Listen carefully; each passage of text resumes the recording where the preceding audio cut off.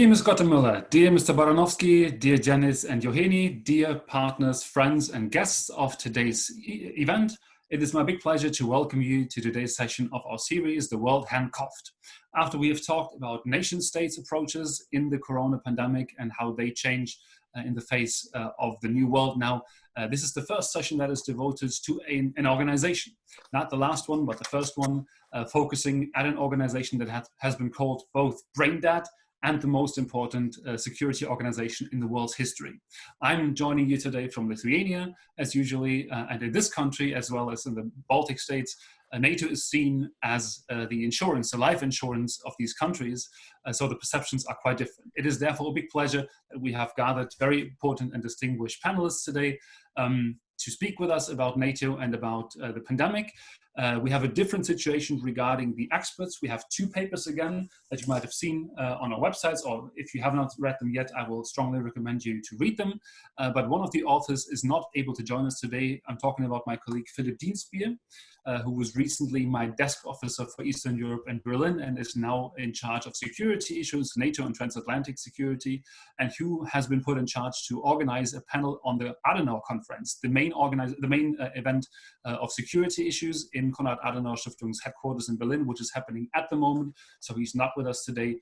I will be presenting a few takeaways from his paper. It is now my pleasure to hand over the floor to Eugenii Bregermann to introduce to us the panelists and to do the moderation of today's session. Thank you very much, dear Jakob. And it's enormous privilege and honor to be moderating this virtual panel. And we're again represented by half of the world. So we have Ms. Gottemüller joining us from California. We have Mr. Baranovsky, who is in Moscow. Jakob, as he already mentioned, is in Lithuania, and the rest of us are here in Belarus. So it's, as I said, great privilege, and thank you very much for all your time. This is an incredible topic, as Jakob has already mentioned. This is the first in a series where we discuss an institution. And with us today to do this is an all-star panel. First of all, let me introduce Ms. Rose Gottemüller, who is currently Payne Distinguished Lecturer at the Center for International Security and Cooperation, and also Research Fellow at the Hoover Institution at Stanford University, and who is, of course, extremely well known as a former Deputy Secretary General of NATO, where she worked until September, October last year. Before that, Ms. Gottemüller held very senior positions at the US Department of State. So very warm welcome to you, Ms. Gottemüller. Also, we're privileged to have academician Vladimir Baranovsky joining us from Moscow, who represents the Russian Academy of Sciences and is also a member of the directorate at the Primakov National Research Institute of World Economy and International Relations. And it's also enormous pleasure that you could find time to join us today. And last but not least, Mr. Denis Melentsov, who is my colleague at the Minsk Dialogue Council on International Relations, who is in charge of the Belarus Foreign Policy Program, but also specializes on security issues and NATO in particular. And of course, as Jakob has already mentioned, he will be stepping in on behalf of his colleague to present some important key takeaways from paper written by a German expert. Okay, without further ado, let me hand it over to Denis. So, Denis, please, the virtual floor is yours. Спасибо большое. Добрый день всем. Доброе утро. У кого утро? Thank you very much. Good morning, those who have morning, and good evening to those who have evening now. Shall try to be brief in outlining some of the bullet points that I have in my brief paper. Please don't take it as a finished article, but rather as a somewhat provocative working document, as a food for thought for today's discussion. Sometimes it makes some of the things more acute, and maybe it doesn't uncover most of the thesis to the full extent. Anyway, I suggest that we discuss some of the issues that I will raise now. And without further ado, I would like to move on to the bullet points that I'm considering in my paper. First of all, I speak about the short-term effects that NATO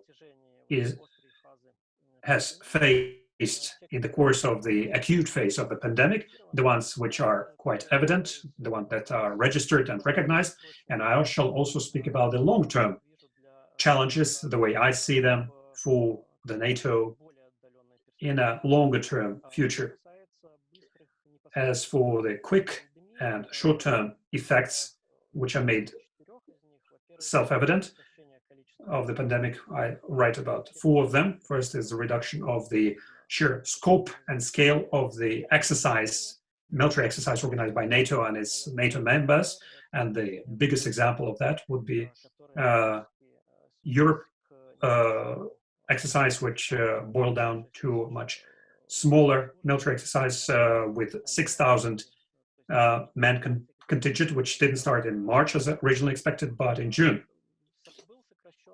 There was a reduction or cut down on a number of other military exercises, which naturally is not to the benefit of the alliance per se. Second thing is that the pandemic has uncovered a number of more narrow, highly specialized vulnerabilities in the security areas of alliance members. The biggest problem was observed in the Navy forces, and here we mention examples of with 3 American airplane carriers, which were basically decommissioned from the Navy of the US for a certain period of time. I can also use an example, the contamination in the NATO forces in the Lithuanian battalion. It wasn't large-scale infection or contamination, but it still goes to show how pandemic can impact armies. Next thing is the reduction, or rather prolongation or delays in the military contracts of the retooling or rearmament programs. United States fell victim to that, and a number of other states, and we can name it also as a long-term effect, because it's unlikely that the situation will improve in the nearest future with that. It's more likely that if a second wave of pandemic strikes, then the situation will get even worse. The 4th bullet point, the coronavirus pandemic, became a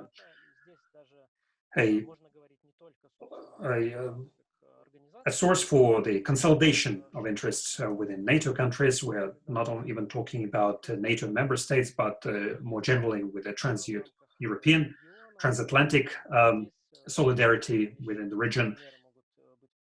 I can use such examples as the problem of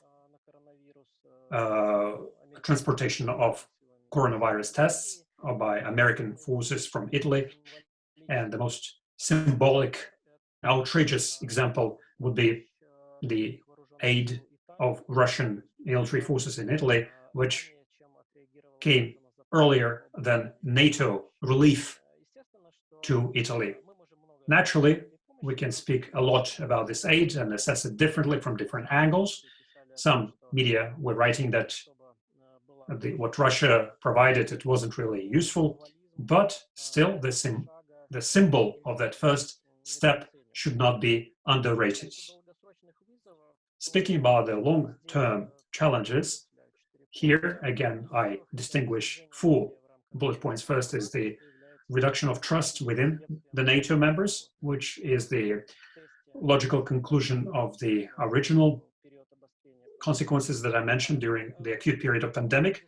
And in my text, I show the results of the survey or social poll that demonstrate that more and more member states of the alliance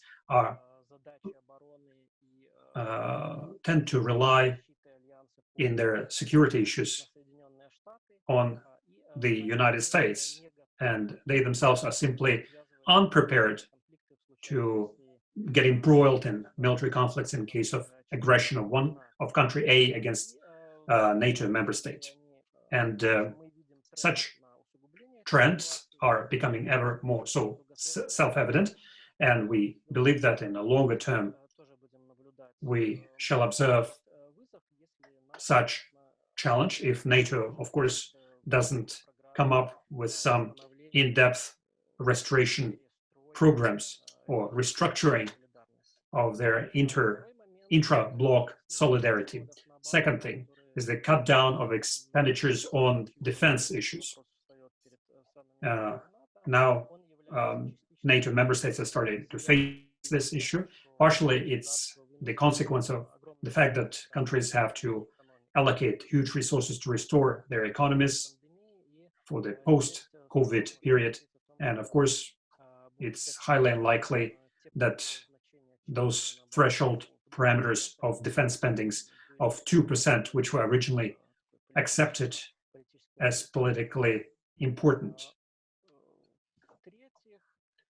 Bullet point number 3, with the strengthening of the unilateral actions from the United States, it will also have negative impact on the NATO, and moreover, there is a certain delineation of approaches of the so-called old and new Europe to security and defense and NATO attitude in general, where new European countries are more inclined to count on the United States, and old Europe member states are planning some and are counting on the so-called European identity. Sometimes they raise this issue, and they've been doing it since 1999.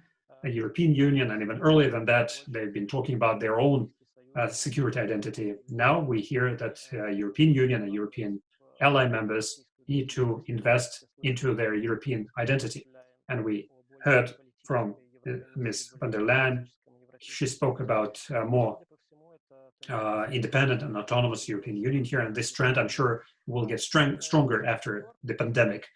And fourthly, now, the pandemic has made it clear that the original stake on the military responses to the military threats to NATO is not really working as originally expected. NATO fails to respond to the new threat, in our case, pandemic, which is at the top of everybody's agenda. NATO does have a coordination center to combat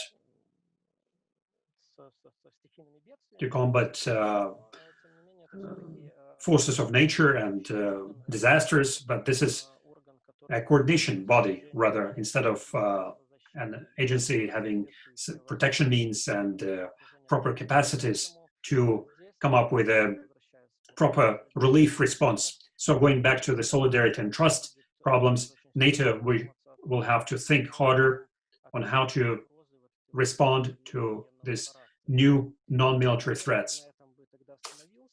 That will be all of what I wanted to start with, and hopefully based on this we'll continue our discussion. This is actually the first time someone on this series has been inside a car when talking to our audience. So thanks for this effort, Denis. Now let me go back to Jakob, who is in Lithuania and who will present some key takeaways from his colleague's paper. So please, Jakob, 5 minutes are yours. Thank you. I do not want to adorn myself with borrowed plumes. So again, I'm pointing out this is not my own paper. This is Philip Dienstbier now talking through me as a medium while he is on a different panel. The approach Philip has taken does not go into short-term and long-term effects, but rather into direct and indirect effects. But what he's been pointing out is somehow similar to also what Denis has been saying. One of the main conclusions is that the priorities are not going to change, and also the capacities are not being drastically altered immediately by what has happened. So Philip takes a paper to point out, one page in his paper to point out what has been happening since 2014, how NATO has been moving from out-of-area defense to more collective defense, battle groups in the Baltics and Poland, the introduction of the very high readiness joint task force, and so on. You know all of this. All of those who want to read this, again, what happened in the last years of NATO can look into this. He points out especially, of course, the situation in Eastern Europe vis-a-vis Russia, that the technological edge that NATO has been having towards Russia has been shrinking, especially due to Russia's capabilities in the anti-access and area denial capacities. And that the breakdown of the INF Treaty and the Open Skies Treaty obviously also exacerbates the situation that we have. So internally, NATO has been having these issues that Janice also pointed out, the burden sharing question, which is not a Trumpian issue, but has been around since earlier presidencies and is still something which is going to stick with us whenever Trump leaves office, maybe this year or in 4 years' time.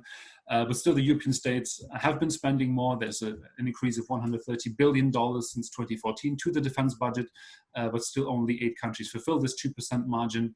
And the political debate is quite fierce. This is maybe the only personal addition to this that I want to make as Jakob, not as Philip, whether this 2% threshold will be less likely to be reached due to COVID or more likely. I think this could be even the controversial effect that now, because the economy is shrinking, but there's existing or pre-existing contracts and spending on military, a lot of countries might actually hit these 2% now and then fall back at some point when budget has been shifted. But Philip also makes this point, in the long term, people will be even less willing to invest in defense now that economies need to be rebuilt. So coming to the direct effects, priorities and functional processes, as I said, are remaining the same. There's been some strain on training missions. He points out, for example, Iraq, resolute support in Afghanistan.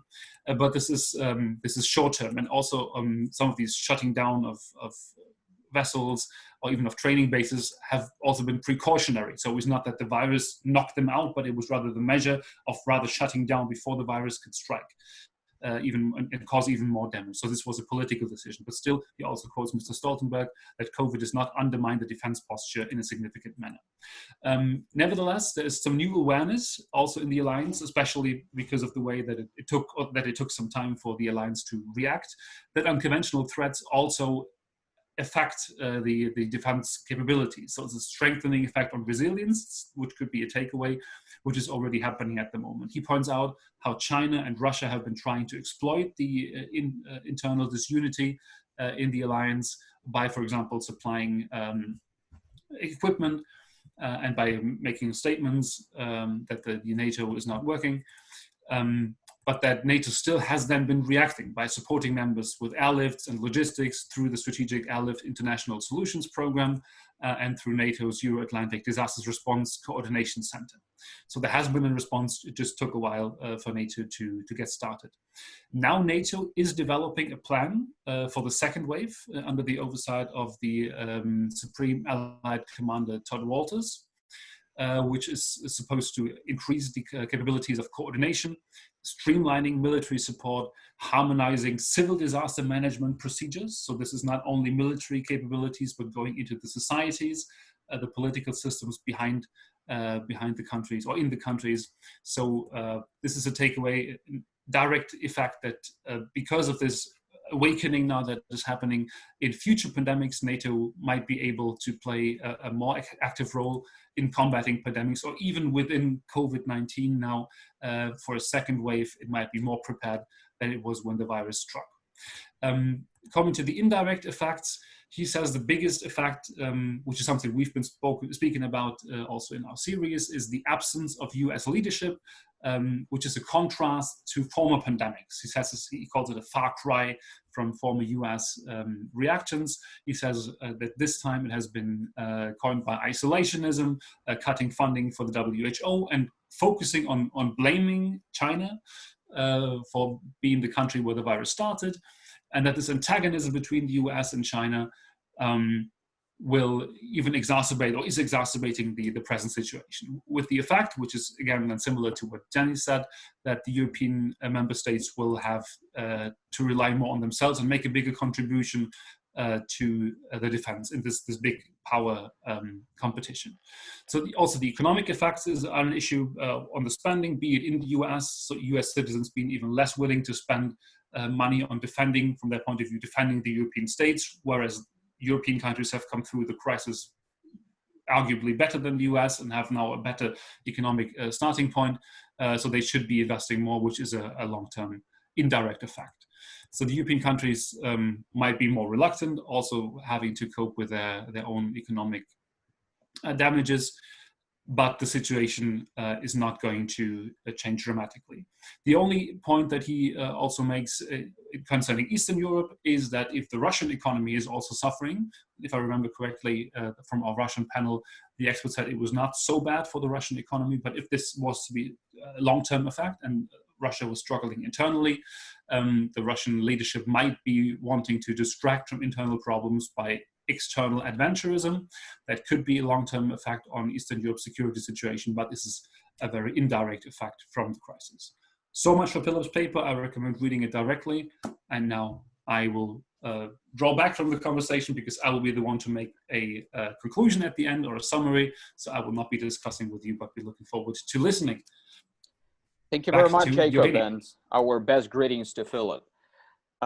So wonderful points, and we have set this this environment for our today's discussion. And let me now go directly to Ms. Garmuller.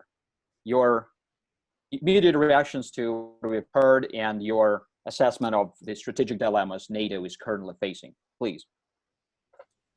Thank you very much, and my very best greetings from California to everyone in Minsk and across Europe and across the world who's listening today. It's a real pleasure and honor to be here with you.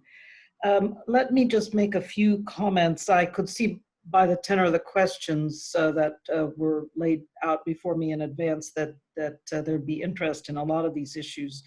But John has pointed to a number of issues and problems.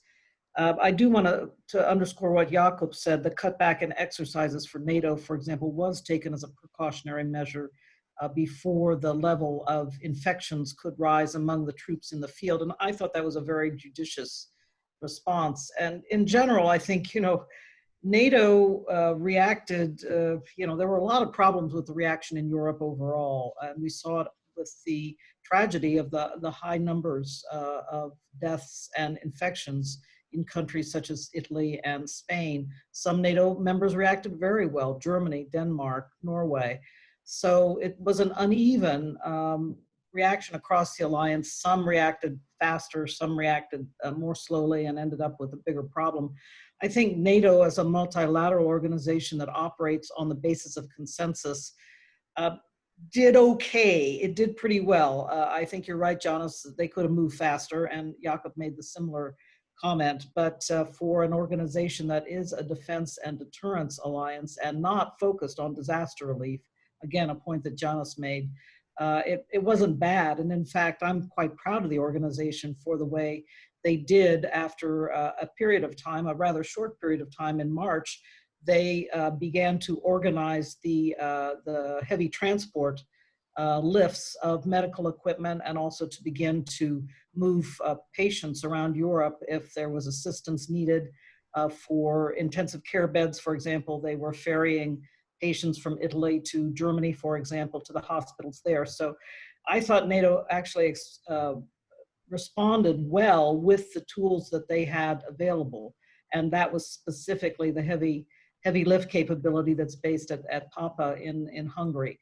So fair enough, there were some glitches and some delays, but the Euro-Atlantic Disaster Relief Organization inside NATO, I always call it the Cinderella organization in NATO, because NATO is not designed for disaster relief. It's a rather small organization. And what it does is an annual disaster relief exercise, as well as assisting NATO members and partners in times of disaster. But it's not a huge organization. But I believe they punched above their weight. And on behalf of the whole alliance, they did a pretty good job. But a couple of other points that were made, I think, are important to scrutinize further. And that is, John has made the point about the stretch out of the modernization program for re-equipment. And Jakob talked about the impacts on defense budgets of the economic crisis that is unfolding before us now. I agree. These are going to be some very, very significant challenges. I think we need to see what comes out of the ministerial that is going on in these days. The defense ministerial is going on. And as I understand, they will be looking at ways to streamline the requirements process.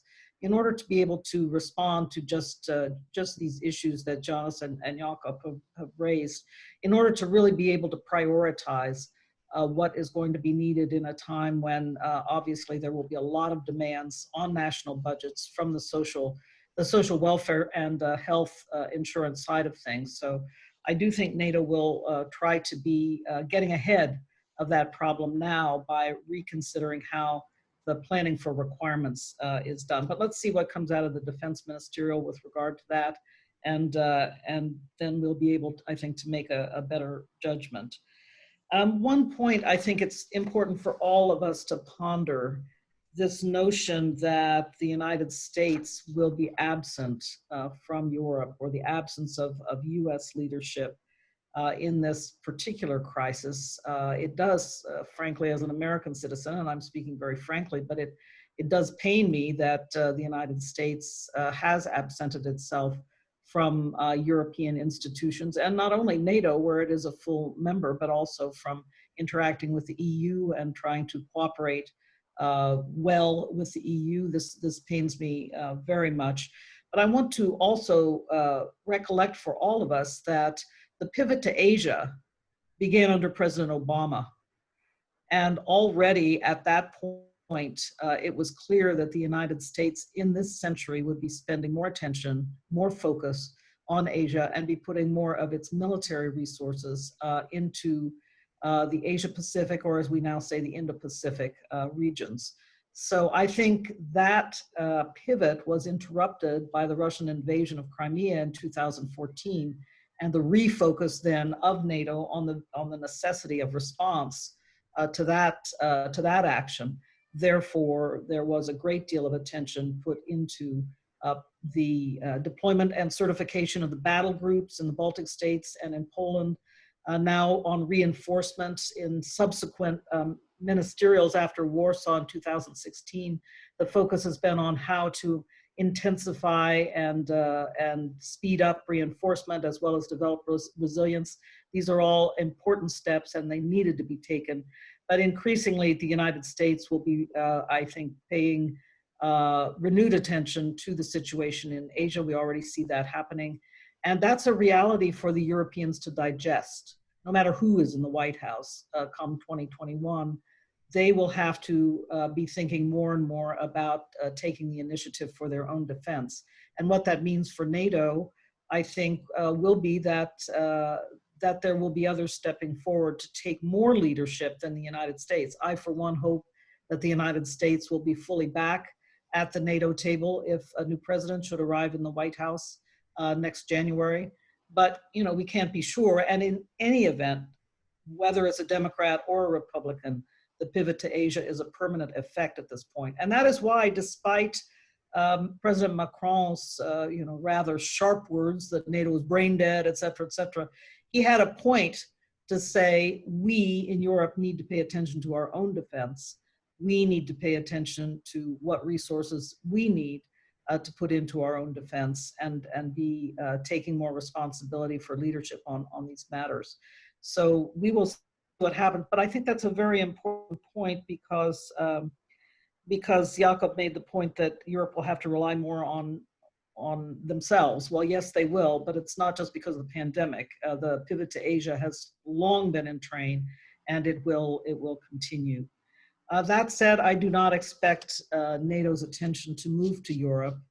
I do expect rather that, NATO's attention to move to Asia, because sometimes people say, well, is NATO now going to go to Asia? And definitely not. I always point to the name of NATO, which is the North Atlantic Treaty Organization. The center of gravity for NATO is in the North Atlantic and in the transatlantic relationship. And I will just end these remarks by saying that I do not believe that the United States, even if President Trump is reelected, will actually absent itself from either NATO or from Europe. I think actually the numbers, when you look at the budget numbers, they are down for the European Defense Initiative, but I see that as the natural effect of a number of infrastructure projects being completed in order to facilitate the reinforcement mission. I don't see that as a permanent problem. And in fact, there is enormous support for NATO in the US Congress, who holds the power of the purse. They control the budget. And I think there will be new funds available for NATO going forward, no matter who is in the White House. So perhaps I'll end there. I would like to talk more about the future institutional role of NATO, but perhaps I'll leave that for our next round. Thank you. Thank you very much. Sure, we'll go into more detail on quite a few questions, but before that, please let me give the floor to Academician Baranovsky. So please.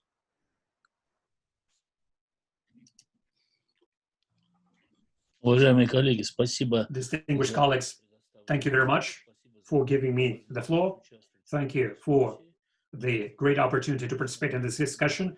The voiced questions and bullet points are indeed important, that require our utmost attention. I would like to congratulate the organizers with the success in inviting serious experts here and for preparing this preliminary materials. Looking at the papers here that we are going to discuss here are quite correct and adequate in putting correct emphasis on the problems that we're facing now. Now, about my comments. You see, in one way, agreeing with the what Denis Melyantsov originally mentioned, and in Philip's paper bullet points, I still can voice some of my internal concerns, because I believe that was the original idea of this workshop. We're still using coronavirus as a original starting point and see how coronavirus affected NATO and short-term and long-term problems in the alliance. It is the correct approach, but still I cannot get rid of the feeling that we're not talking about the main crux of the problems. Of course, coronavirus is serious, and in many respects it is a very dramatic development. Many of the things that we can only pity and voice our condolences to those people who fell victims to this. But I think the NATO problems are not related to pandemic. The NATO problems are not lying in the field of the pandemic. The current contemporary problems of NATO and the challenges faced by NATO and the international security system, of course, are somewhat corrected by the pandemic, but to only slight extent. This is not the main reason of their difficulty, and maybe not even the most important thing that requires our attention. Of course, first bullet point that was initially mentioned, that NATO had to cut down the number of their military exercises. Of course, they had to cut down the number of their exercises. And of course, to a certain extent, it can affect the military capacity of the alliance. It is clear that such things shall affect the possibility to perform functions of any other structure, any other organizations, any other institution who, one way or another, are related to the public spending and need to get funding because of one simple reason, because the financial system fell under a serious stress because of the pandemic. The military budgets suffered, but not only military budgets. Everybody has to cut down their budgets. Everybody has to find new resources. When we're talking about the need to increase the military spending, then, of course, the pandemic creates a serious pressure here, because nobody knows anymore where to get those resources from. The economy is becoming priority number one for the EU. According to some of the recent assessments, the recession of the European economy will be at the level of 5 to 7%, and nobody knows how to revitalize this economy to the level before the pandemic.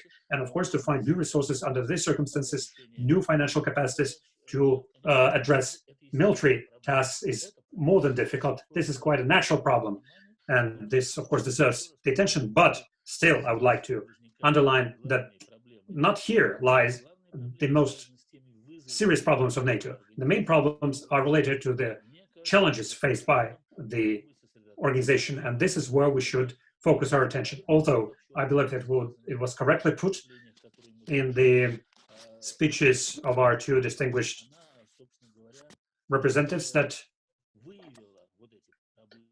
we have found these problems, and now those problems became ever so self-evident that they are facing them. But again, to underline, the same problems are faced and will be faced independent of what will be the situation in the pandemic and the situation with the COVID-19, or in how different countries will combat it, whether there will be a second wave or not. Independent with that, these problems have existed in the past, and continue to exist, and will continue in future. And these are the serious problems that NATO will have to address quite seriously. So this is a serious issue indeed.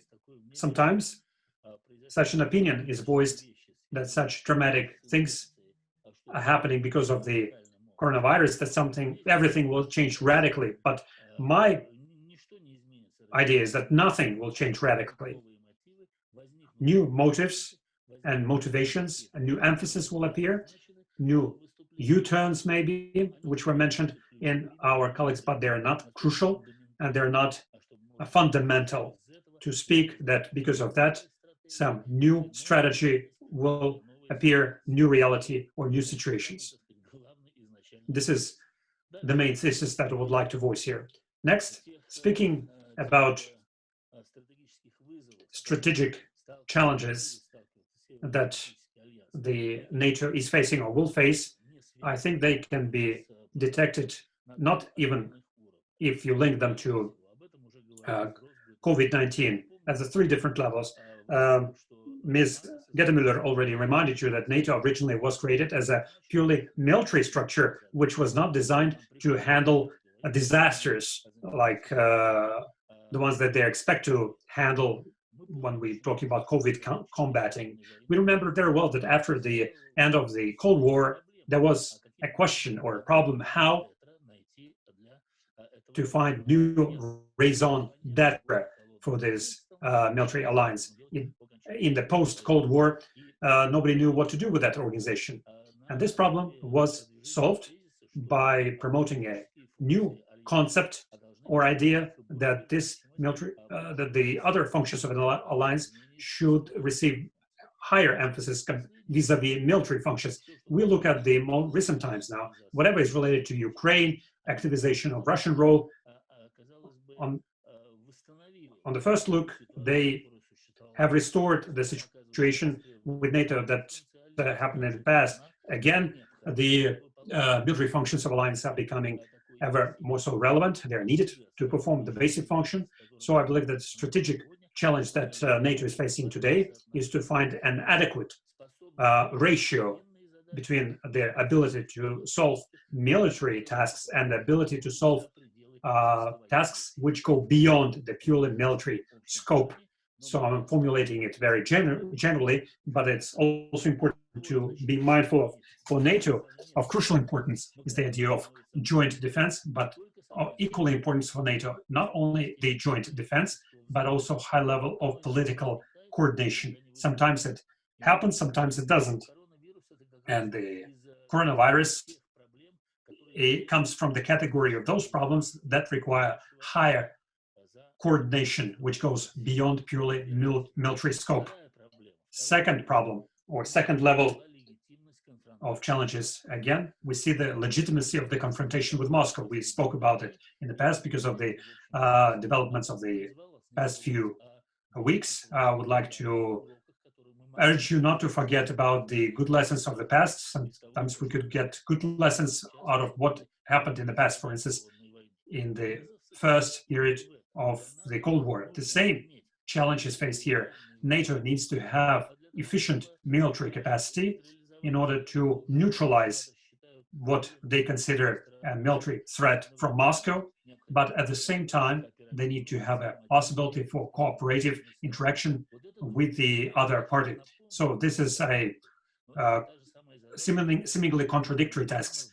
The same task was formulated in Armil paper in 1967, 50 years ago. 50 years ago, NATO already spoke about this bilateral or two-way thing when they need to be able to face this threat and need to be able to cooperate with Russia. How to do this? It's a different issue, and it's a massive problem that requires multifaceted solution. I don't have time to speak about this, but this requires utmost attention both from NATO and from Russia, requiring serious efforts from both sides to make sure that the relations between Russia and the West, Russia and the NATO develop or are decelerated instead of this escalation of tensions. How to move them back to the positive dynamics is a colossal challenge for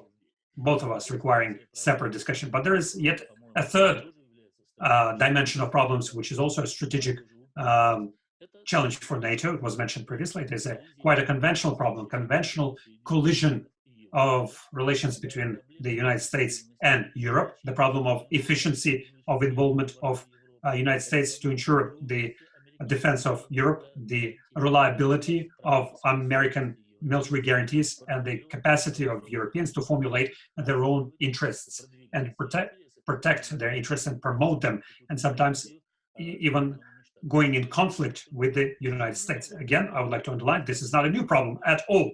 This is a problem that is rooted in the 1950s. Those of you who know the history of international relations, they realize very well that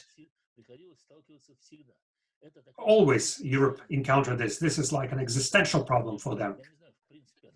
I don't know whether it is solvable in the first place, but NATO, a good feature of this alliance is that NATO, in spite of these existential contradictions, NATO, one way or another, always found ways to go about this, to solve it. They solved it, but they never crossed all the T's and dotted all the I's. But it was an answer and a response, and the way they always found a response in NATO with different dynamics. Now, not because of the COVID-19, but because of the Trump presidency, now we see a new dynamics, how serious it is, how deep it is, and how fundamental it is still an open question. I liked very much the concept which was voiced by Rose Gettemüller, who said that the commitment of NATO to the idea of joint participation in military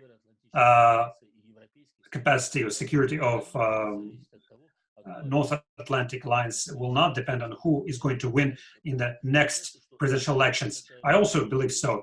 It is just a basic thing, which in the United States often is questioned, but in Europe, we know it also very well. Based on the recent history, Europe constantly raises this question about autonomy of their own military capacity, about strategic autonomy of Europe. The question about strategic autonomy of Europe is yet another existential question, which is related both to NATO and the relations of NATO with the European Union. And it is also one big strategic conundrum that the North Atlantic Treaty Organization will have to face. And this topic is closely linked to the global changes that we see in international relations, which is the need for high strategic attention to Asia, Asian Pacific region, and very difficult, complex problem, which still remains among the important strategic priorities for NATO. That's it. Thank you very much.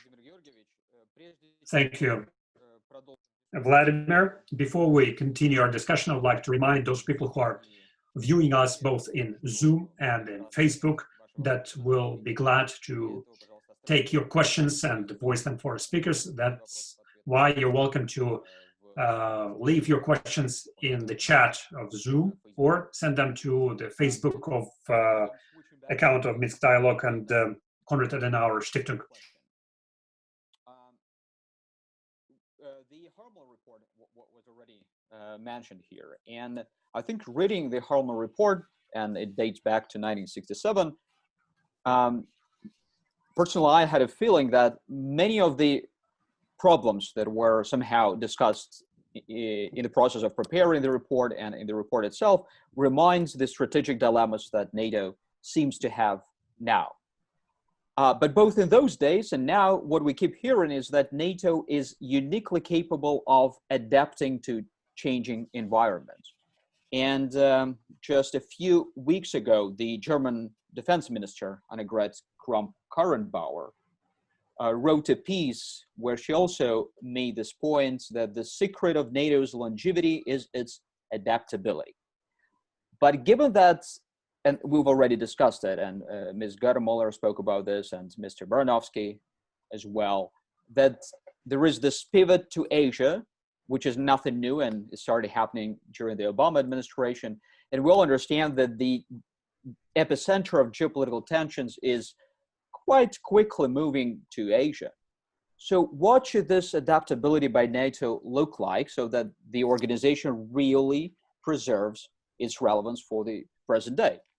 I mean, there is a widespread argument that unlike during the Cold War, what the geopolitical epicenter and all the tensions were in Europe, it will be really hard for the organization to not only preserve its relevance, but also to keep the member states focused on what was proclaimed in the Washington Treaty as the joint values, principles, and interests. So, Ms. Guttermuller, what do you say? Is there is indeed this strategic adaptation future for NATO, if I might put it this way?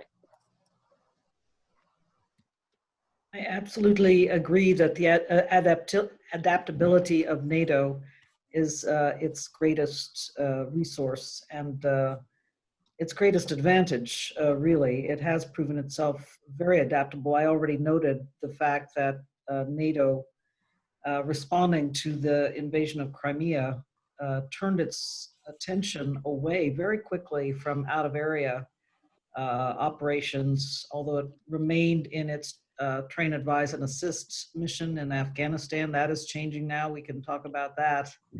It's a difficult situation, but also to training in Iraq, and continued, of course, with the KFOR mission. But out-of-area operations were really then, I would say, less important for the 5 years after 2014, as NATO again adapted to the deterrence and defense side of its portfolio, so to say. So I, for one, was very surprised. I arrived at NATO in October of 2016, and the Warsaw Summit had just decided on the 4 battle groups in the Baltic states and Poland, and said they will be certified and in place by a year from now. And I said to myself, knowing any international organization, this is not going to happen. It'll take much longer than that. But by July of 2017, the 4 battle groups were deployed, certified, and training. So I think that shows the degree to which NATO can be flexible and rapid in responding and adaptable. And so it's very, for me, it's a very, very good example of what NATO needs to contemplate today in a number of areas. But let me return to the institutional point I wanted to make. And by the way, I was very glad to hear that this venue will be talking to a number of different institutions, because I think it's important to test my hypothesis against other international institutions, because I believe that NATO has come out of the pandemic, first of all, very much having displayed its adaptability during the pandemic and responding rather quickly with some delays at the beginning, as we discussed a moment ago. But it's also shown itself rather quickly able to adapt to the virtual world, with the ministerials taking place and decision-making taking place. Now in the virtual world, everybody always worries about the speed of NATO decision-making, but I think it has shown itself to be rather flexible and capable of adapting to new circumstances and new techniques and technologies during this period. But most importantly, it stepped forward quickly in partnership, particularly with the United Nations, but also somewhat with the EU on the disaster relief portfolio.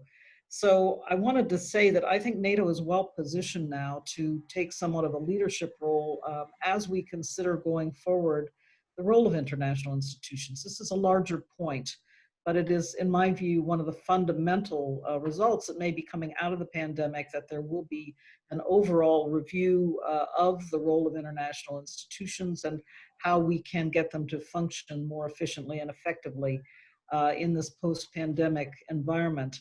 And I think NATO is actually well positioned to be at that table and to be contributing to the discussion, partially because in recent years, it has developed a fuller agenda of cooperation, first of all with the European Union, but more recently with the United Nations, particularly on peacekeeping training and issues of importance such as the UN Security Council Resolution 1328 on women, peace, and security and the protection of civilians in armed conflicts. So there are a number of areas where NATO is now cooperating intensively with the UN as well.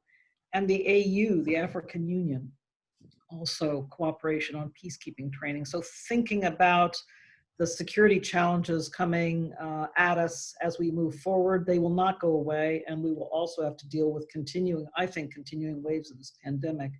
So I do think that there will be a period of some reflection among international institutions and a desire to partner in order to be more efficient and effective. And I think, as I said, NATO is well positioned to participate in that and to contribute. But the roots of that ability are in its adaptability, in its ability to be rather flexible and adaptable when faced with difficult circumstances. And the last thing I'll say about this is the Harmel report itself was in response to what I think of as the most profound existential threat that NATO ever faced. And that was when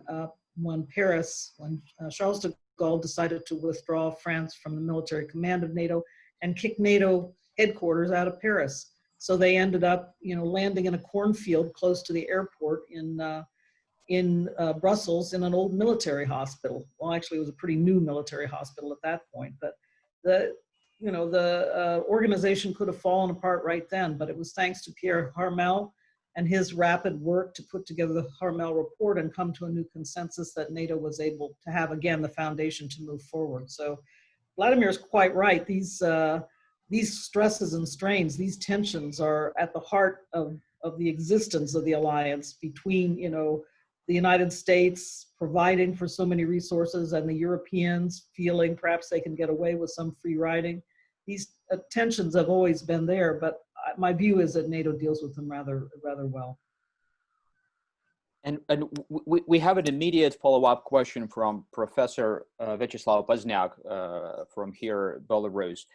So this is a question for you, Ms. Garmuller. He's asking whether you could comment on the tentative options for enhancing the alliance's global dimension, and what do you think this is going to imply? I think in part you've already commented on that, but when we talk about those global partnerships with other international organizations, does it actually mean that the nature of the alliance is going to change, given, again, that it used to be, in its initial stages, as a very consolidated organization with a very clear, if I may put it, enemy, sort of over the fence or over the border. Then, of course, we had this period of adaptation after the Cold War was over, and academician Baranovsky spoke about that a little bit.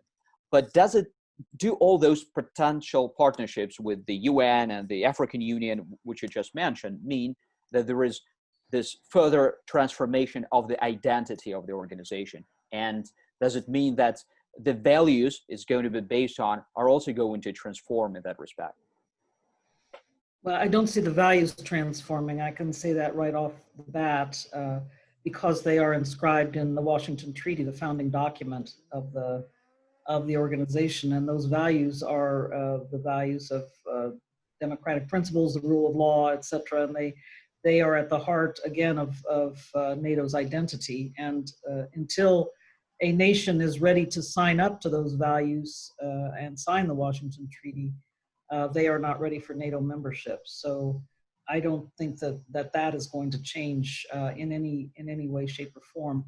But in terms of how NATO cooperates with other international institutions, I do think there has been a period where NATO was seen as very much a niche organization, really very much focused on its core objectives, and it remains focused there. There's also a constant call from the allies to remain focused on the basic missions of deterrence and defense, but also then projecting stability. That means, the work we're doing on train, advise, and assist in Afghanistan, work that we do outside the borders of Europe, and also on the fight against terrorism. So there are certain, core missions that the alliance will always place a top priority on.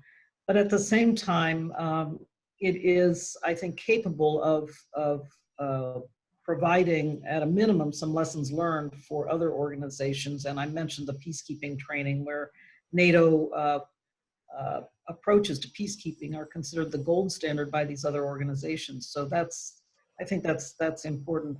But the final thing I'll say is, just in terms of adaptability, the alliance needs to constantly adapt from within, as well as because of forces coming at it from without. But when you look at the way NATO has expanded over the past decade and a half, the new members who have come into NATO bring very different worldviews, very different historical experiences, very different armed forces, to be blunt, with many of them still deploying Warsaw Pact era equipment. So all those, melding all those cultures of military and defense policy, I think has also been an important sign of NATO's adaptability and its ability also to ensure that certain, again, basic principles that are then expressed in doctrine and strategy down to the level of tactical training, that those become part of the military cultures of the new member states. So I think, as you could tell, you would expect the former Deputy Secretary General of NATO to be rather high on the organization, but I do really feel that it is in addition to being an organization that has survived now for over 70 years, we're approaching 75th birthday, that alone shows that it has a certain resilience and adaptability. Thank you very much. I see that Jakob wants to add something here, but may quickly turn to Mr. Baranovsky.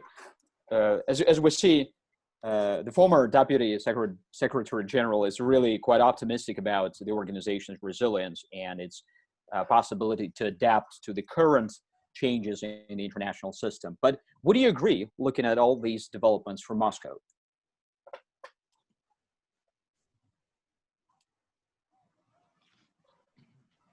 Московская точка зрения, она носит Moscow view is quite specific here, because from Moscow, NATO is viewed as one of the most serious problems for the Russian foreign policy and Russian security. That's number one. Secondly, I believe that the analysis done in Moscow about the international trends, international developments, cannot fail to ignore NATO as a serious organization, as a structure which quite dynamically does multilateral coordination among all the members of this alliance. We must recognize that it's one of the crucial and key structures which operates in Europe and in transatlantic space, and we must, and Moscow considers it necessary that we must cooperate with such an organization, and we try to organize this cooperation even when we had the most serious conflicts with NATO, when Russia was energetically against NATO expansion. Remember those documents signed in the course of all that period of time? And I would like to remind you about one other thing. I just had an exchange with Rose Guttemüller about this. Right now, Russia and Moscow is hosting a panel similar to this online panel, and Ms. Guttemüller was invited to participate. I'm going to participate later on. You know what they're going to discuss there? They're going to discuss their issues of cooperation between Russia and NATO in the field of arms control. This is a long list of issues, and even too long, even too ambitious. I seriously suspect that the political atmosphere is not really conducive to discuss such very concrete things, but such opportunities are created even here in Moscow. And there is a significant part of analytical community believe that it's good time to do that now. Thank you, Johanny. It's not a remark, but it's a question concerning the defense spending. What I said initially when presenting Philip's paper was already questioned, do you think that we are going to hit this 2% margin now, since economies are shrinking, but the military spending remains the same for some time? Does that have a meaning? And regarding the political discussion in Germany about this 2% margin, there has been this argument, which has always been put forward, that we do not need to look at just how much money we spend, because throwing money at an institution is not going to make it better, but we have to look at the capabilities. I've always seen this as a weak argument, not as a strong argument, but for the wrong case, because 2% is 2%, but the argument still is valid. So do you think that we might now even see a German moment in this discussion about the 2% threshold, that we look at capabilities in the face of shrinking budgets? And I assume this is for Ms. Guttermuller. Yes, please. Yes, I like that you said that that's a weak argument. I kind of agree, but at the same time, I believed, and I do believe, that it's important for NATO to look on a broader spectrum. I'm not speaking as a NATO official anymore, so take my remarks as my personal opinion, definitely. But I do believe that NATO needs to look carefully at how the calculation is made of defense expenditure as percentage of GDP, and to think about whether there are certain adjustments that need to be made in that calculation. We already found, for example, and this was while I was still at NATO, that some of the states who are members of NATO were not including military pensions into their defense expenditures, and that's a perfectly allowable expense from the perspective of NATO per se. If your defense expenditures do not include your military pensions, then that's a big question. And for many states who are members of NATO, military pensions are rather large because they have a lot of retired people who have served in the military. So I do think that there's a good reason to look carefully at what is included in defense expenditures and make sure that all NATO members realize what what may be included and what not. That said, Jakob, it's a particular moment with Germany, as you know, in this era of the Trump administration. It has still not been officially confirmed that these 9,000 troops will be withdrawn from Germany and redeployed elsewhere, perhaps some of them in Poland. But I do think that that even the tweet that started that going shows that there are stresses and strains between Berlin and Washington that still remain. Frankly, I think that is one area that we'll see a great, if there is a new president in the White House come next January, I do believe that we'll see a great reversal and a lot of quick repair work going on to restore, I think, what's historically been a good relationship between Germany and the United States, and particularly with regard to NATO membership. But the last thing I'll say on this is I'm also quite sure that a new administration in Washington will not let up on the defense investment pledge, and that 2% of GDP will still be a very, very strong, very, very strong requirement. Politically at this point, every US president, I remember Obama used to do the same thing. He'd complain, and I look back to John F. Kennedy. John F. Kennedy was complaining about NATO free riding. So, NATO European countries free riding on the United States. So it's been a presidential complaint for many of the NATO 70 years, and Joe Biden, if he becomes president, will not be able to let up on that. It's politically impossible, and it's in fiscal terms, it's impossible too, because again, back to the pivot to Asia, there's an expectation in Washington that Europe will take more responsibility for its own defense. Let me bring Denis back into this discussion. Denis, you mentioned in your paper that in a long-term perspective, there is this sort of possibility that the tensions inside the alliance might lead to more diversion in terms of the different policy lines taken by EU member states. So, but at the same time, this discussion about the European autonomy, strategic autonomy, has been there for a long time, as we've already discussed. But do you think this time it might be different? because as we also discussed, the Chinese factor might be interfering in how the member states and NATO as an institution feels. So do you just think that it is going to be different this time? Я тут, наверное, подпишусь под тем, Perhaps I will subscribe to what Mr. Baranovsky said. It's unlikely that the pandemic and everything related to that is going to radically change the situation in the field of security and international relations and NATO in particular. It's more likely that new emphasis are going to be put on new places.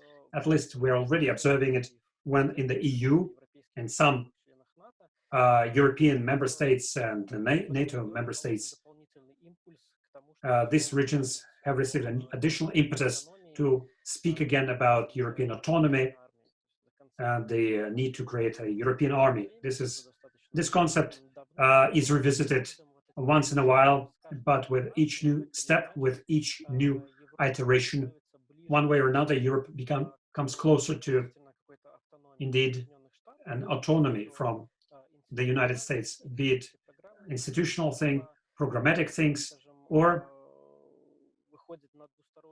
maybe it goes to a bilateral level, Europe versus United States. Underlying reasons could be either movement of European member states or movement of or criticism or some actions from the present administration of the United States. So this Corona crisis and all this criticism about the unfairly distributed burden of financing between Europe and the United States will give a new boost to at least thinkers who are promoting these ideas and in the motors of the European Union, France and Germany. At least it will be, I think, articulated even at the level of the EU. Going back to what head of the European Commission said, she spoke about the geopolitical role of the EU. All of them are pieces of the puzzle of the new European identity, and the coronavirus and the new pandemic and the issues of solidarity move countries to thinking about this. Naturally, the European army is not going to appear out of thin air tomorrow. Nobody is going to dispel NATO, neither in midterm nor long-term future. They're not talking about that, no. But it's a long-term, painful, and a gradual process of creating European self-identity, and will continue. And this corona crisis and pandemic is simply one additional step in that direction. Okay, we'll see. But talking about impulses, after the London summit last year, the leaders agreed to a forward-looking reflection process. And after that, in March 2020, NATO Secretary General appointed a group of experts to support his work in a reflection process to further strengthen NATO's political dimension. And basically, three things were emphasized: to reinforce alliance unity, to increase political consultation and coordination between member states, and as I said, to strengthen NATO's political role. And of course, we'll see what the report will tell us. But I still wanted to discuss what expectations are there. And again, perhaps, first of all, I would address this question to Ms. Gardemoller, since you are freshly out of NATO. So what are those expectations from this group? I remember all sorts of wise man group, which were gathered previously. And we had the previous strategic concepts of NATO, I think, in 2010. But how, again, fundamentally different those recommendations might be this time, and all the challenges we're talking about? Well, even when you look back at Macron's speech in December that launched this reflection process, he did focus on the fact that where military operations are concerned, NATO is rather effective, and he said that in his speech. Now, every point like that was lost. Every positive point was lost in his comment that NATO is brain dead. So that point that NATO is brain dead gets to the lack, as he thinks about it, of flexibility and capacity for capable and flexible decision making. So I think a lot of the attention of the reflection group is at that more or less strategic level, rather than at the military operational level, where I think, generally speaking, the feeling is that NATO is on the right track and again has flexibility and adaptability to move forward. And again, I can't remember if Jonas or Jakob made the point that Todd Walters, current SACEUR, is working on this new it was you, Jakob, working on this new planning process to deal with the second wave of the pandemic. I think a very fine example of that kind of quick movement on the part of the alliance to respond to a natural disaster threat in this case. But coming back to, you know, how can NATO streamline perhaps further its decision making? How can it make the consensus process drive more effectively the decision making in the implementation levels? You know, as you get below the NAC, the North Atlantic Council, down to the committee work where the important decisions are made about implementation, how can you ensure that that consensus is most efficient and effectively implemented at those levels? And that's going to take a lot of heavy lifting, a lot of hard work. And so I do think that there will be some, in answer to your question, Yauni, you know, is this just going to be another wise men's group that's not going to produce anything? I think there will be actually some actionable recommendations that come out of this. It'll be up to the Secretary General whether he wants to respond to them or not. It's his decision, of course, but I do think it's a very important effort. And frankly, it's good timing right now to be considering this. Again, back to my earlier point about the pivot to Asia, because Macron's quite right. Europe is going to have to take more responsibility for its own defense, maintenance of its defense and security environment. And so it's important for all of the NATO allies to think together about how, in the NATO context, to be more efficient and effective in that regard. Again, I think also Jonas is quite right. It's time for the Europeans to be thinking a bit more in the context of the EU.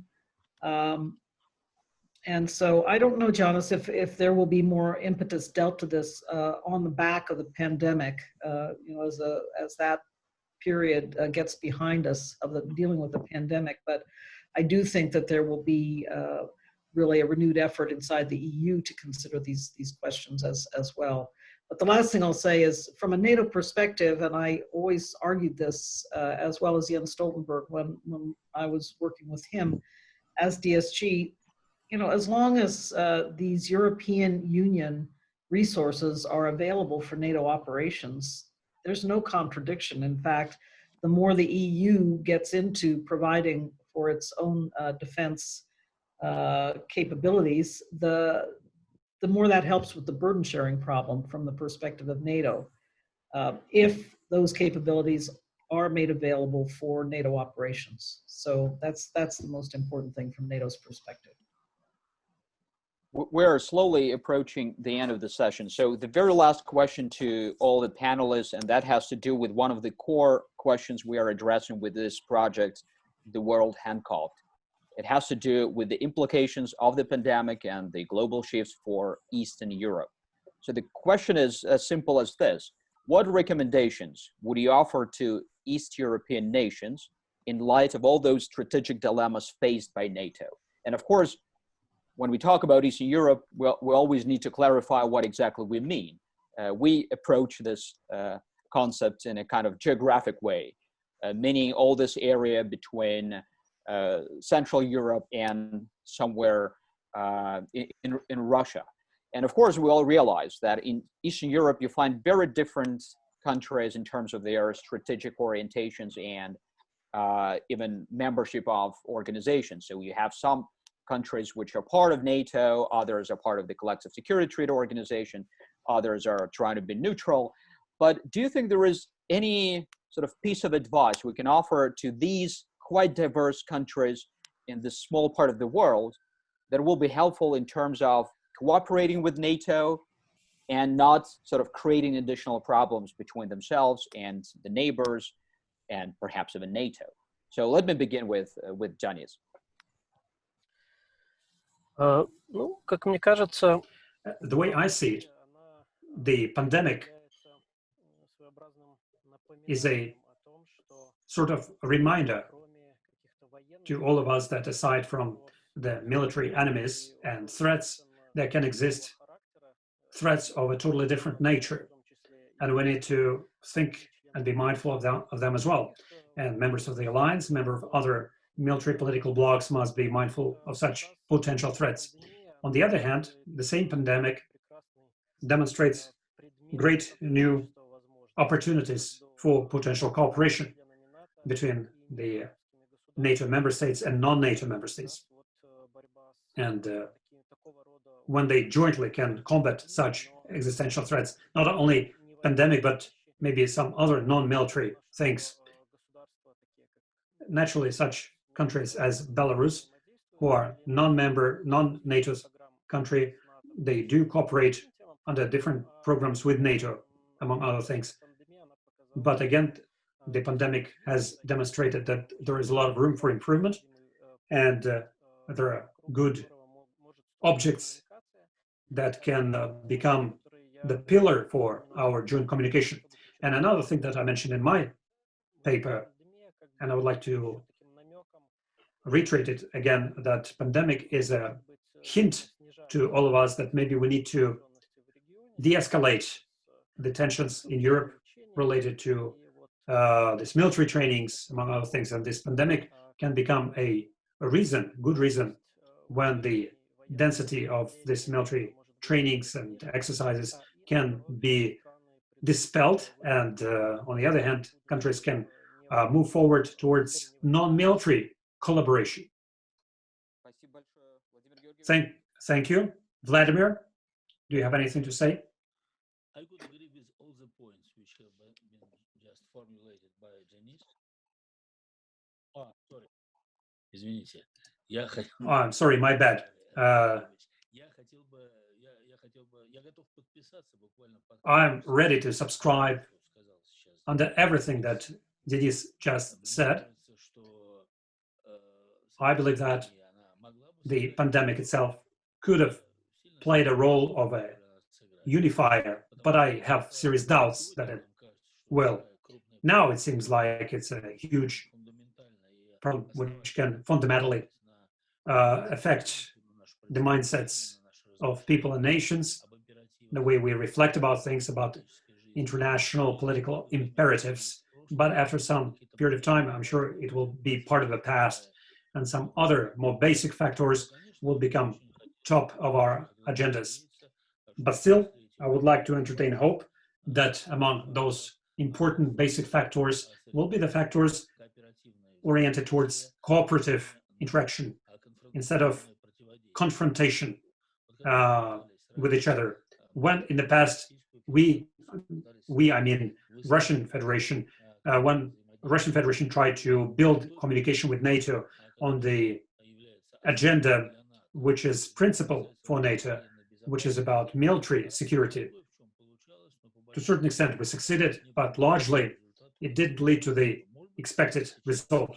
Maybe now the time has come to try to attempt to reorient ourselves to the scope that goes beyond the framework of military security only, and encapsulate here other global threats and other global opportunities of cooperation. That's it. Thank you. And the very same question to Ms. Guttemüller. I wanted to pick up on points that both Janis and Vladimir made, because I do think that this is a moment to try to think about perhaps improving the environment and dealing with some of the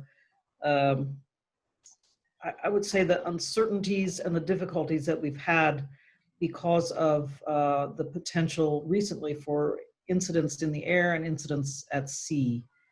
And we didn't have a chance really to talk about NATO-Russia cooperation, but it was extraordinarily difficult in the past 3 years while I was at NATO. We worked hard to have a good discussion, and I worked hard with my Russian counterparts at NATO to try to formulate ways to have a good discussion. But the best discussions we had, I think, related to incident response and how we could think about ways to be more transparent and build more mutual confidence with regard to training and exercises. Again, Jonas made that point. So I do believe going forward that we should be thinking about ways to enrich the NATO-Russia discussion to be more specific in how we are dealing with incidents, the potential for incidents and accidents in the air and at sea now during peacetime, or what is purportedly peacetime. But let me just make a point there that there is a lot of hybrid activity that goes on as well, and that perhaps we should also be looking for ways to build more mutual confidence and transparency with regard to hybrid threats that apparently both of us perceive. Certainly I know that NATO perceives a lot of hybrid threats, cyber attacks, disinformation, etc., emanating from Russia. So perhaps there is ground to enrich a NATO-Russia dialogue in that arena.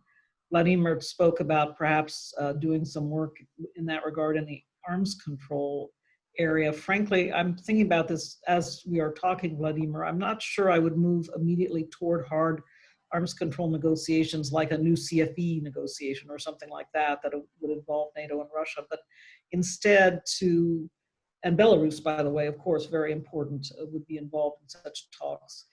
But I think perhaps beginning where arms control itself began, talking about confidence building, mutual confidence and predictability measures, is there a way that we can work in that area as a kind of a first step? It was very interesting when I first arrived. It wasn't done in a NATO-Russia context, but work with ICAO, the International Civil Aviation Organization, to improve the use of call signs in the Baltic Sea area and to formulate some additional call signs to ensure that aircraft were being properly identified and so forth. That was some very pragmatic work that took, in my view, a major step toward building mutual predictability in the air operations in the Baltic airspace. So I think we should be looking for more examples of that kind and really focus as much as we can on pragmatic cooperation. The last thing I'll have to say, though, is you know the official policy of NATO, which is that the NATO-Russia Council must focus on the Ukraine problem and Russia's invasion of Crimea and reflect on the Minsk process. Clearly, that is the responsibility of Berlin and Paris to carry those talks out with Kiev and Moscow. But that will always be the top agenda item from the perspective of NATO. But nevertheless, there are other things that we should be building up within the agenda of the NATO-Russia Council. Thank you so much. When having such an all-star panel, it's always a pity that time lapses so quickly, but that's life. So I have nothing to do but to thank you for these great contributions and also to hand it over to Jakob, who will very quickly share his takeaways from this discussion. Thank you, Eugenie, and thank you again to all of our distinguished panelists. It was a very, very big pleasure to listen to you. We could have continued this for long, and I'm very happy that the series is going to continue as of next week. But now for some takeaways. So we've been discussing the effects of COVID on NATO. First of all, we had this quotation from Mr. Stoltenberg that COVID does not undermine the defense posture in a significant manner. But of course we saw that it took NATO some time to react to the challenge, but it eventually did. In, for example, taking patients around Europe, in supplying logistics, in having this disaster relief, the organization which Ms. Göttemüller called the Cinderella organization, which is small but has been punching up its weight. And now NATO is even working on a plan for the second wave, so it might be playing a stronger role in fighting pandemics in the future, already learning lessons while this pandemic is still ongoing. Many challenges, we've heard this, that NATO is facing have been there before, and were not created by COVID, for example, or do not only pertain to NATO. For example, the questions of funding, they apply, or they concern any publicly funded organization. So priorities and functional processes remain similar, but nevertheless, we spoke about short-term and long-term or direct and indirect effects of the pandemic. Short-term effects include training missions, ships and even bases being shut down. We've heard that this is mostly precautionary effects, so COVID did not completely eliminate an American vessel, but it was rather the vessel was back in the home harbor because of this precautionary measure, so sailors would not get sick altogether. And also armament contracts was an area that is affected short-term when companies are not able to supply parts and equipment. Long-term or indirect effects concern the new awareness that is now being raised. So part of the resilience, it's strengthening resilience and the awareness of something like a pandemic to be effective for security politics. The second being the role of US leadership. So there was this direct effect that the way, especially the US president has been handling the pandemic has been received not only positively, to put it mildly, but still the question of the United States' role within NATO is not something which has arrived with COVID, but the question of the general strategic shift, the pivot to Asia, to the Indo-Pacific, is something, as Ms. Göttemüller said, was rather interrupted by the Crimea moment, something that was there before and is still on the long-term agenda for the whole century to come. So it's a reality which we as Europeans have to digest, to quote Ms. Göttemüller again. But NATO is not going to go to Asia, it's going to remain an organization focused on the transatlantic theater. So European countries will have to make a bigger effort, be it in the context of the EU or just simply European member states of NATO.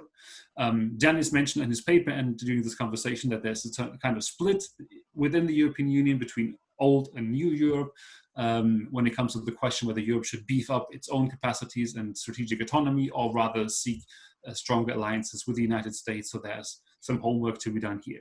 Another big challenge for the long-term effects is the economy. So military spending is going down and countries might be less willing to contribute to the defense budget, especially the US, not being very happy to defend Europe when they have to fix the cost at home.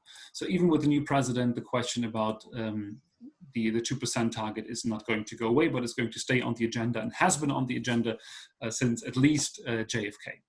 So NATO needs, among others, to find a way to speak to Russia. This was one takeaway. And Russia wants to talk to NATO. That's what Mr. Baranovsky pointed out. And still, the biggest strength of NATO is its big adaptability. It reacted to the crisis quite quickly, despite some initial time that it took to get started. But still, Ms. Göttemüller said that it was rather okay the way we dealt with it in the NATO, and there was fast decision making when it was about going virtual in decision makers conference or even supplying these assistance programs. But also in the longer term, NATO has been building up these partnerships, or at least communication channels, but mostly partnerships and cooperation platforms with the United Nations and EU on disaster relief, or even with the African Union when it comes to peacekeeping. So if or when international institutions will be reviewed in a way after the pandemic, NATO seems to be well positioned to take a leading role because it has been effective and efficient in the way it dealt with this crisis now. Recommendations we have heard for Eastern Europe mostly come down to the point that what I've said, the NATO and Russia should find a way to cooperate and to talk not only on military issues, but to de-escalate, to go beyond military security, be it on arms control or be it on broader trust building and transparency in exercises and in hybrid threats, which does not mean to forget about Ukraine, but not to wait until the conflict around Ukraine will be solved, but rather try to look at a broad approach on issues to have communication channels and to move forward. I think this was a very successful first round to talk about an institution. Next week, we are going to talk about the European Union, an institution that was mentioned many times today and has been with us for the past sessions, but next week it's going to be in the focus. We're looking forward to another high-ranking panel. I recommend to all of you who have not read the papers yet, if you want to dig deeper on NATO today, to read the papers by Dennis Milenso and my colleague Philip Beanspear. Thank you again to our panelists, to the authors of the papers, to you, Eugenii, for the moderation, to all of our audience, and especially to our interpreter, again, who makes it possible to have the conversation in several different languages. Stay safe. Best regards to all of you. And hope to see you or read you or hear you soon. Thank you very much. All the best. Thank you. Bye.